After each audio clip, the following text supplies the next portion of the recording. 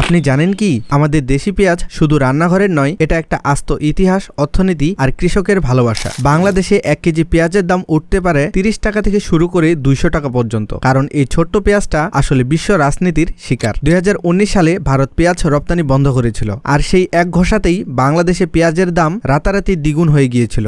মানুষ দোকানে লাইনে দাঁড়িয়ে পেঁয়াজ কিনেছে, আবার কেউ কেউ রাগ করে পেঁয়াজ না খেয়েই রান্না করেছে। কিন্তু জানেন কি, দেশের যেসব কৃষক নাটোর, পাবনা আর কুষ্টিয়াতে দেশি পেঁয়াজ চাষ করেন, তারা প্রতি একর জমিতে গড়ে 8 থেকে 10 টন পেঁয়াজ উৎপাদন করতে পারেন। আর ঠিকমতো সংরক্ষণ করলে এই পেঁয়াজ 4 থেকে 5 মাস পর্যন্ত ভালো থাকে। দেশি পেঁয়াজের স্বাদ বেশি, গন্ধ বেশি, আর ভাজা বা ভর্তা সবখানেই এর জবাব নেই। তাই পরের বার যখন বাজারে যাবেন, মনে রাখবেন এই ছোট পেঁয়াজটা শুধু আপনার খাবার নয়, এটা এক একটা কৃষকের স্বপ্ন। আর আপনারা যারা গ্রামে বাস করেন, তারা চেষ্টা করবেন ছোট করে পেঁয়াজ চাষ করার, যেন পরবর্তীতে আমাদের পেঁয়াজের সিন্ডিকেটে পড়তে না হয়। এতে বাণিজ্যিকভাবে ততটা লাভবান না হলেও অন্ততপক্ষে নিজের চাহিদাটা পূরণ হবে। ভিডিওটি ভালো লাগলে অবশ্যই লাইক, কমেন্ট এন্ড শেয়ার করতে ভুলবেন না।